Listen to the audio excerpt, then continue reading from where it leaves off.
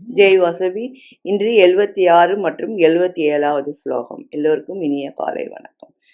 ராஜன் சமஸ்மிருத்திய சம்வாத மிமபுதம் கேசவார்ஜுனேய புண்ணியம் ரிஷ்யாமி ச முகுர்முகக.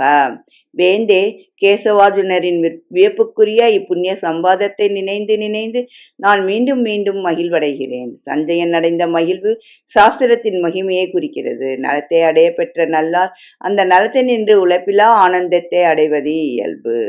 77வது ஸ்லோகம். தச்ச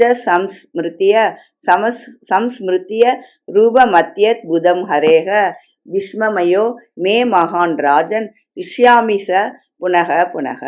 அரசே, ஹரியின் அந்த அதிசய வடிவத்தை இன்னும் எண்ணி எண்ணி எனக்கு பெரு வியப்புண்டாகிறது. மேலும் மேலும் களிப்பு அடைகிறேன். பல யோகிகளுக்கும் பக்தர்களுக்கும் காண்பதற்கரிய விஸ்வரூப தரிசனத்தை தற்செயலாய் சஞ்சயன் கண்டான். சூழ்நிலையால் சிலருக்கு கிடைக்கும் வாய்ப்புகளில் இது மிக பெரியது.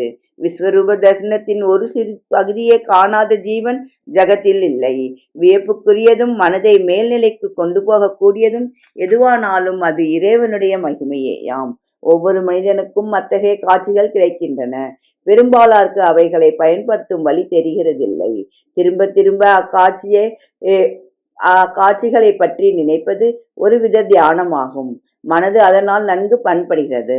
தனது மனதை உயர் நிலைக்கு கொண்டு போன காட்சி எதுவென்று சாதகன் ஒருவன் நினைத்து பார்க்க வேண்டும்.